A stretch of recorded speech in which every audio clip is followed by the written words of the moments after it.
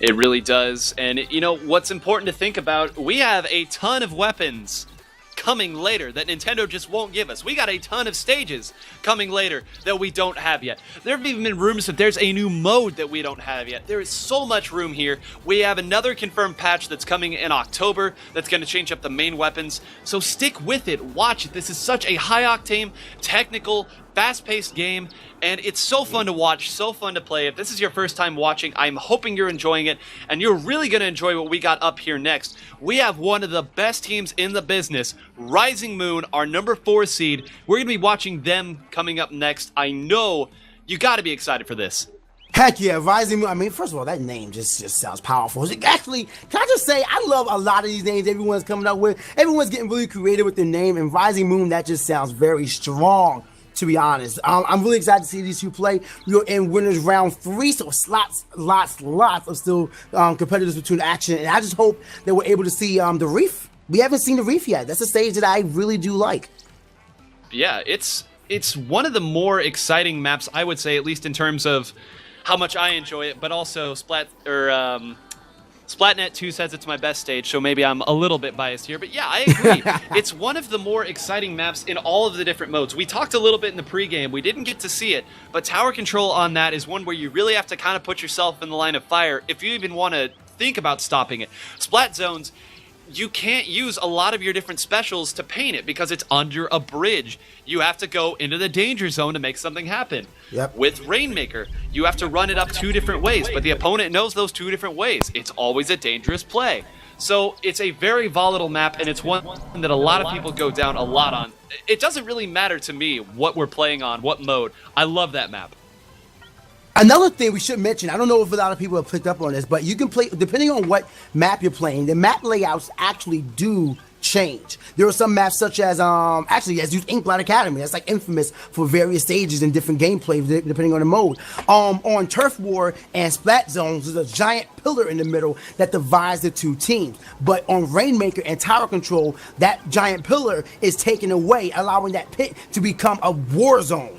And there's a lot of explosions, a lot of shots are fired around there while you're trying to take the objective that's in the middle of that war zone and push it into the enemy zone. So depending on what map you play, they each one have a different layout, and it could change what weapon you may want to use. I mean, another example is Surgeon Shipyard, where suddenly on Splat Zones, there are 2 walls that show up on either side that allows the people to have a little bit of protection while they analyze the situation. So you got to take, that's also another thing you have to take advantage of, is make sure you know where those changes are and where those points change at. Mm-hmm. Yeah, you laid it out perfectly there. Every map changes based on what mode it is, and that goes beyond the objective. So that's really something that you can only learn from play. Right now, we're waiting on the winner of C# and Hokusai Squad. I know that C# was up 2-0 just a minute ago, so they have brought it back here, has Hokusai Squad wanting the chance to go up against Rising Moon. And C#, I believe, was seated in the 50s, so I think they must have some hidden bosses in there, or maybe we just missed something here.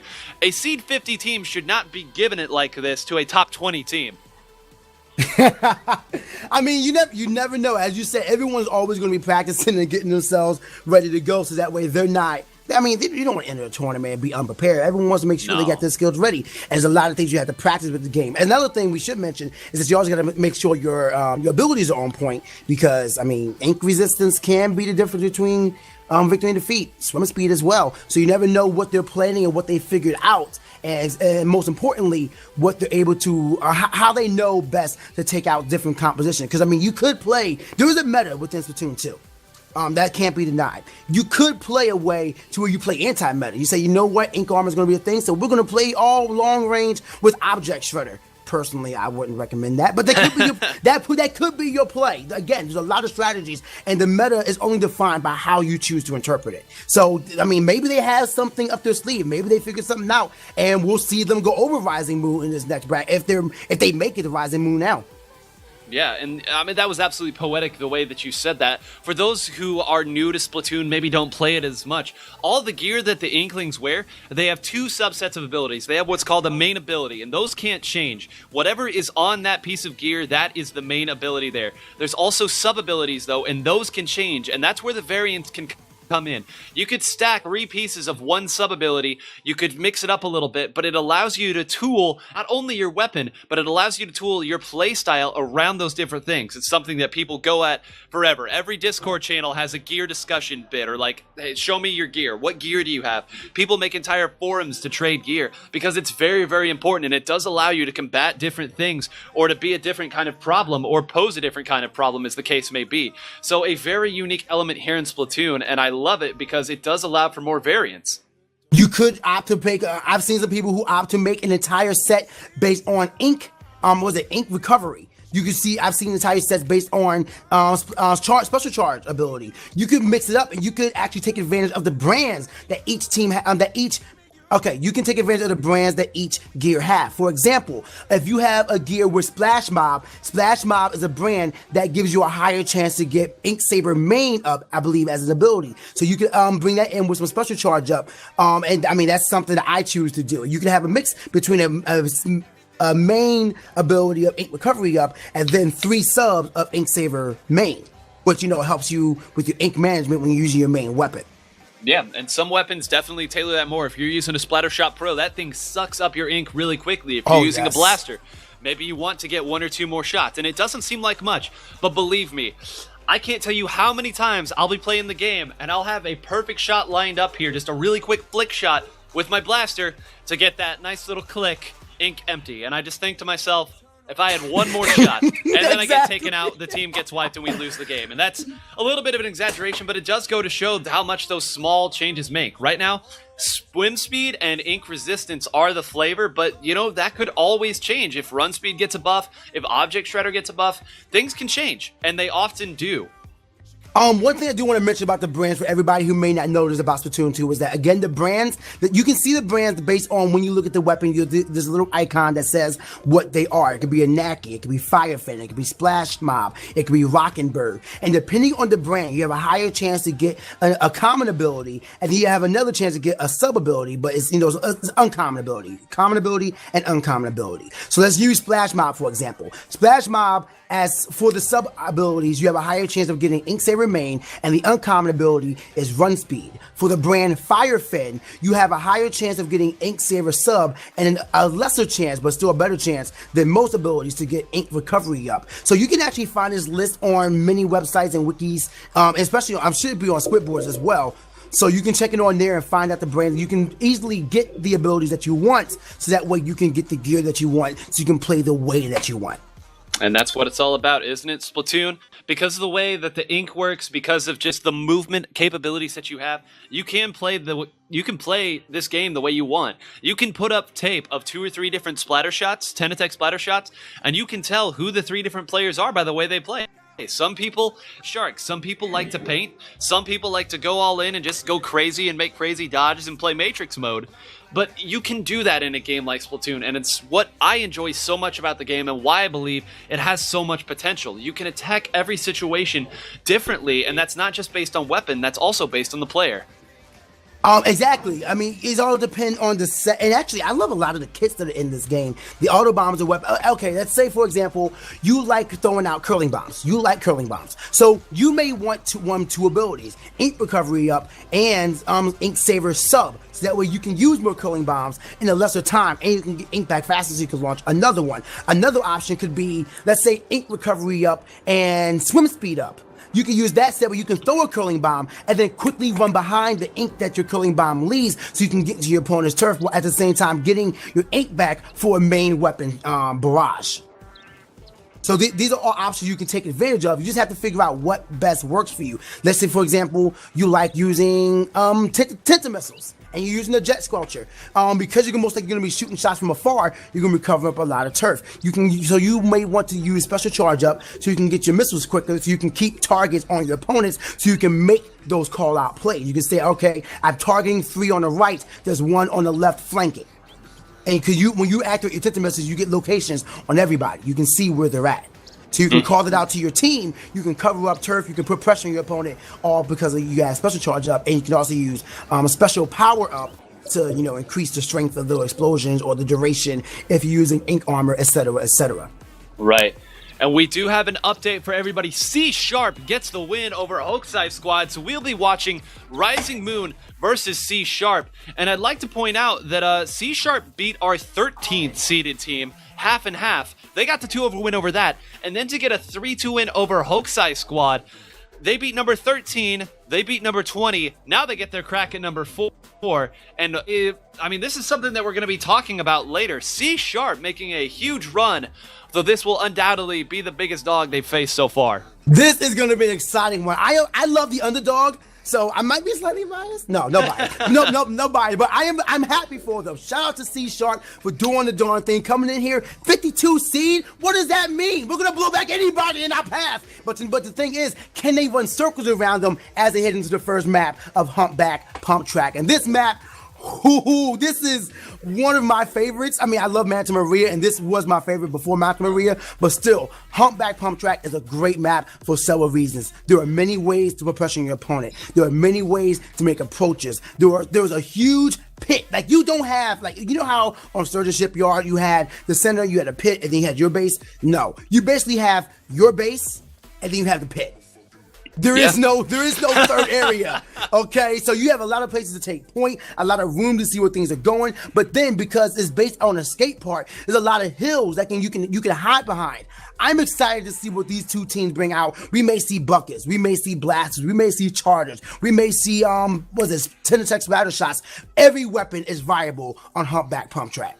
I will be beside myself if we don't see buckets here. This is a buckets dream right here. You get the chance to just drop lots and lots of ink right on anyone who's riding that tower. It just goes right below those walls in that pit area. If you've got a Luna blaster, this is your map. If you've got any sort of blaster, this is your map. But the buckets absolutely reign supreme here. Do not be surprised if we see 2 buckets from both teams. I could go out and say that 4 total buckets in the match would not surprise me whatsoever. But I'm glad you mentioned this is a map where a lot of different weapons can thrive here. And I'll be very interested in seeing how many ink armors get stacked here. This is one of those spots that you can really get away with, I don't want to call it cheesing, but this is a way that you can really put some people in that pit area with ink armor and just the opponents get X's all over their silhouettes. Yep. They're going to go down super quick.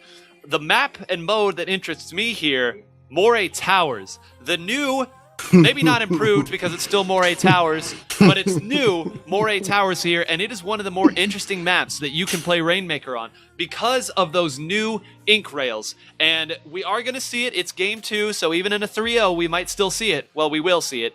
But I don't want to move past Humpback Pump Track, but I'm glad that we're both getting to see maps and modes that we love. I would say I appreciate the variety regarding Moray Towers.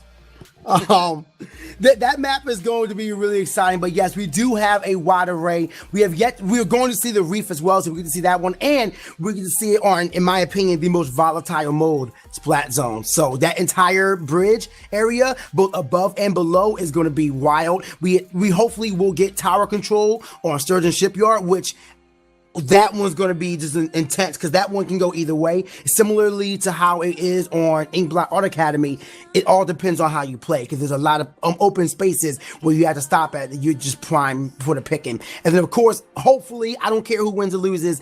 I just like to see a game 5. I want to see Rainmaker on Muscle Force Fitness because either way, for both teams, that could be a mad dash to the finish. This is the match that determines who gets to go into the quarterfinals. This bracket is moving along real quick here on the winner's side. So it's getting into quarterfinals a great... I don't know, you have to feel good about it, especially if you're C Sharp here moving. Of course, everyone's here. They don't play your national anthem if you get the silver, right? Everyone's aiming for the win here. But still, really awesome to see a team get this far, fighting for the chance in the quarterfinals. But we got to talk a little bit about Rising Moon here. If you're not familiar with Rising Moon, they are a team that is always in the top 5 every tournament. They enter so many tournaments. I think they might enter more. We might have more tournament results on them than any other team. Always one of those upper echelon teams. But let me say this. They don't have that major win yet. Set to Destroy X took Inkstorm. Team Olive, G7, Creme Fraiche, Booyah Battle. Rising Moon doesn't have a win of that caliber just yet. They've got top 5 finishes at a lot. They've got a lot of mid-tier tournaments or even high-tier tournaments, but this, the biggest Western tournament, would be the exclamation point they need when putting themselves in the discussion. We talked about this earlier. They aren't aiming to be a top 5 team. They're opting to be the top 1 team, and it starts right here against this upstart C-Sharp team that has caused upset after upset. Speaking of upsets, all I know is that if you're going to be coming in here and you're going to be taking out top teams, you got to get yourself a logo. Someone hook these guys up. I'm telling you, like, you got to represent. I want you guys after this tournament, represent. Come through with the finest, cleanest logo. And you have C-Sharp as your name, you have so many options. I want to see it happen. You know what? Let's see the options they chose to bring for this round 1 match. Here in winners round 3, humpback pump track. And I believe it's tower control. Yes, it is. And actually, we have the overhead view. You can see them just going in. And the team comp. This is interesting. We have a charger. We have actually the C-Sharp has nobody that really take point, but the charger's gonna be able to do a lot of room. And Rising Moon is taking them out already, a 4v2 scenario, and putting ink on the turf that they're going to most likely to take point on, and still chasing them down. Right now, Rising Moon is looking quite clean to take this. And okay, can someone please nerf Sabo? All right, he's taking out like 5 we've been saying that forever. Sabo was an amazing Luna Blaster back in Splatoon 1, still bringing it here in Splatoon 2. But I want to talk about the comp here that we're seeing from C-Sharp. There is only one shooter. They do not have the painting power to keep up with what, well, actually, now that I look at it, both teams only bringing out one shooter. This is almost unheard of here in Splatoon 2, where teams love to control that map, take turf aggressively. It's not what we're going to be seeing here. Instead, we're seeing a double blaster from one team, and a blaster see the baller get it. Baller! Yes! I'm sorry. I got excited. I'm sorry. I feel that too. But both teams opting to go for this killing power that can come from the slashing machine and the Luna Blaster instead of going for shooters. Very, very interesting. Yeah, it's interesting because the shooters they brought as well are, again, pretty similar. Between the Splat Bomb, besides the Splat Bomb, they both cover up turf really quickly. They both have ink armor for their team. So they're pretty even on that regard. But range definitely goes in Rising Moon's favor. And that killer whale coming out and getting the KO on the left side. And now the charger, I believe that's Urza, going in and going into their base, putting up a lot of pressure, fighting off and winning the trade versus the Octoblush. But unfortunately, they do lose control of the tower. So the question is, who on their team is going to push it? But with a 4v3, a 4v2 scenario, I think it's time for them to make another push and get into their base. And I'm glad that you mentioned that, because that's exactly what they're doing here. Very deliberate, opting to let the tower reset so that they can get a chance to put pressure on the mid. And we're going to see another one. Full wipe they were looking for. Watch out. Let's look. Sabo definitely going to go up into that pit area. Let's see how many people they put in that pit area. Very deliberate, very patient play. They're going to get a trade here, but that's going to allow the tower to continue moving. Sabo once again there, using the baller. Going to get one, going to get taken out, but they might be able to make it past this second checkpoint. And if they do, that's going to be very, very difficult. They do get past the second checkpoint. This might be the end of the push, but maybe not. They're still jumping in. Erza sitting off to the side.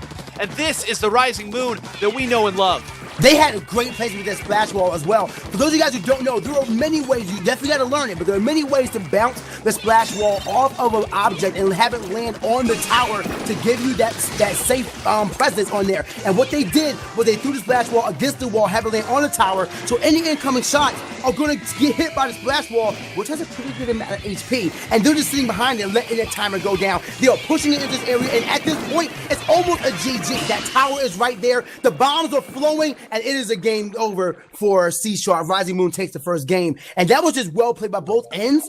It's just when you get to that area, when you're under their points and you put the splash wall up, it's almost impossible to get it out because you have to flank them and get behind them. And by the time you get behind them, the count is down. Erza with the 17 KA and 6 ink armors. I want to point out there, Rising Moon picked their spot. They got that wipe earlier on, and they used that to put just a little bit of ink in their opponent's plat area. Then they got another wipe, and that time they were able to get the win off of it because they knew that they could very slowly, subsequently, take out those checkpoints. But it's just masterful to see how Rising Moon picks and moves and takes turf, gets the kills they want. Very patient and strong play.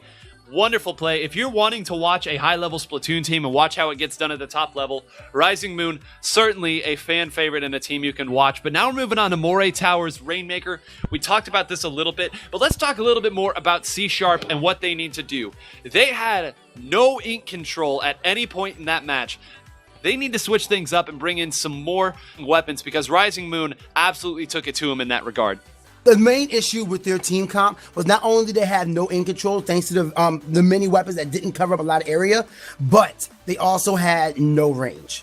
And with the Chargers, they had the Rapid Blaster, but otherwise it wasn't really looking well for them. And with the Charger having the splash wall as well, it just wasn't looking right in their favor that they were going to really take that out. So now we're going to see if they bring something different. As a matter of fact, they're going to have to, because they have to worm their way up Moray Towers. They're going to need that range because those alleys are very thin. It's all about distance with this map, especially in that pit. You got to bring a Jet Squelcher or a Charger or a Blaster, a Big Brains Blaster. Because if you don't, you're putting yourself at a disadvantage, and you don't need to do that in this game. Let's play a game called Count the Inkjet, right? Inkjet is such a powerful special on here, on any map especially, but the pressure you can put here, you can just move between those elevations greatly. You can't hop all the way up a full level, but where the ramps meet, you can do that. You can make yourself very difficult to hit. We're gonna see, it looks like, all right, well, I'm just done. Okay, never mind, there's two. We have two on the part of C#, but I don't see any coming out here from Rising Moon. That's very surprising. No, but I do see the swap to the Elite 4K, the longest range in the game, and those 4Ks can pick off KOs in almost anywhere on this stage. It is such a good weapon, and right now we have Saber once again getting two quick KOs, launching over the barrier, and then getting the one that was right in front of him, and now he's into the area covering turf, gets caught from behind by Calf. And right now he is pushing it into the barrier. But right now, 84 points. The Rainmaker is pushing the area, and Cap is getting a chase down, but chooses to run away.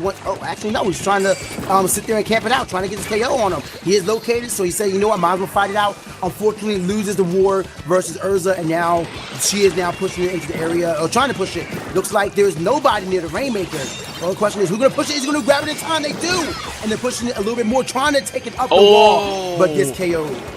And that was huge too, because it looks like it may have gotten snuffed out anyway up there, but that's what we call overlook. That's the call very commonly used to describe that. And that is one way, if you get up that wall, those little gratings right there, if you step a foot on the grating, you get automatically to 40 points. And that's a very good push here. Whereas if you go up this way where there's more guns, oftentimes you'll only get to 60, maybe even 50. Though they are going to get it right here to 60. They're going to get the lead. They do lose the Rainmaker as Sabo again doing what Sabo just seems to continue to do. Going to get shut down, but a lot of times you will see a team put a lot of their resources to try to take it up that overlook. We already see Sabo moving again in that direction, backed up here by Urza, and you see the Inkjet going to get taken out. Sabo going to go up there with Urza. They have Ink Armor support. They have the pressure up there, but maybe it's a distraction. They're going to take it instead up on Snipe, and I see why now. That's a blank. They're going to get a chance. That's 3 down. They're going to get a pop here. This could be a winning push here. What a smart tactical play. Running quick away from that Octobus. He was trying to hold it off. Jumps from one ink line to another. Gets it to 10 points, but gets shut down at the very last push. But still, a push on Moray Towers to 10 points. That is very hefty, very safe, very good for them as a team. And I want to give props to Bo as well, for Sabo as well, for not only pushing it, but when he realized, he said, hey, I popped the tower, but I'm not just sitting here trying to get it to the area where I want to grab it. I have my killer ball ready. I have bombs ready. I will be your escort. That's how you think of it. You have to escort the Rainmaker to the goal.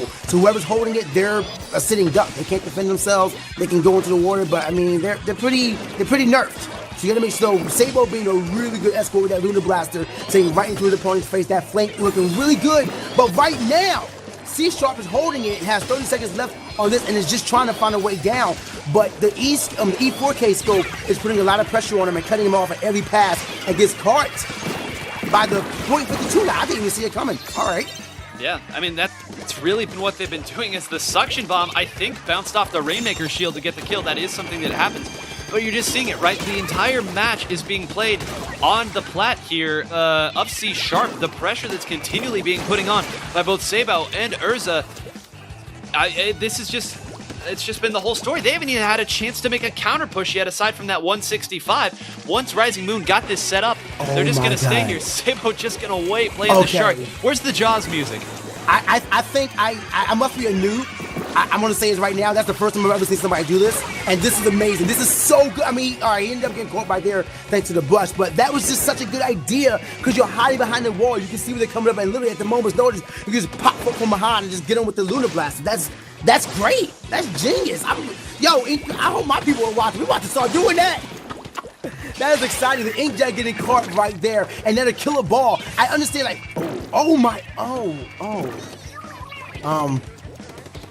okay. So, we have the Rainmaker in the middle. That's such an unfortunate time to be watched. We have the Rainmaker in the middle, and they're pushing it. Right now, C# is trying to push it. They're at 65.40 seconds left on the clock. And right now, it's not looking quite good. At this point, all Rising Moon has to do is play defense. They don't even have to worry. As a matter of fact, what they could do is grab the Rainmaker. I don't recommend this often because it could cost your team the game. But you could grab the Rainmaker and just keep shooting it. You don't even need to just make it to where they can't grab it. Yeah, it looks like they're opting to do that by padding the stats here. Sabo and Bink's going to continue to put as much pressure as they can. They already know that they are in a great position here. That middle of that map still yellow. Sabo, He's just going. I'm actually really loving watching it. And the fact, since the last thing you need is Sabo to have a location on you, he's going to get you down. That was a really good game, but Rising Moon was a great push up there. And that double incline jump that I've never seen before, again, where he jumped it from one to another, got it to immediately 10 points. And even if you didn't get the knockout, 10 points or more in towers is very secure, and they ended up getting that win. 7 ink armors there coming out from Binks. A lot of those were assists coming on the part of Sabo. But, now that I think about it, 52 is not a weapon that we saw a lot. 52 Gal being a very popular weapon in Splatoon 1, of course, with the Wall Whale combo. You didn't see it as much in the early days of Splatoon 2, but with the buffs to Baller, you're starting to see it come up. It is still a 2-shot kill, and a very fast 2-shot kill at that. Using that to echolocate people for Sabo to continue to shark up and kill. What a powerful combination we saw there by Sabo and Urza.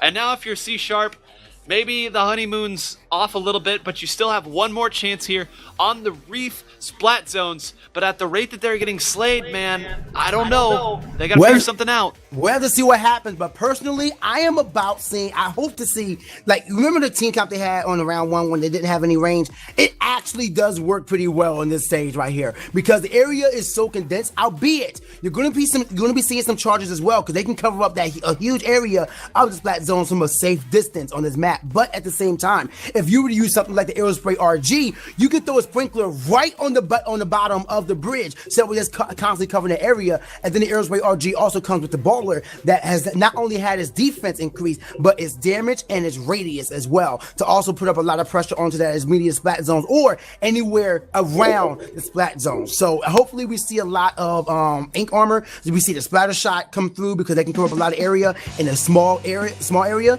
And we're going to hopefully see just a lot of fast-paced weapons and some long-range weapons with the Charger as well. Yeah, and there we go. We got a Charger and a bucket and Jet Squelcher coming out from C#.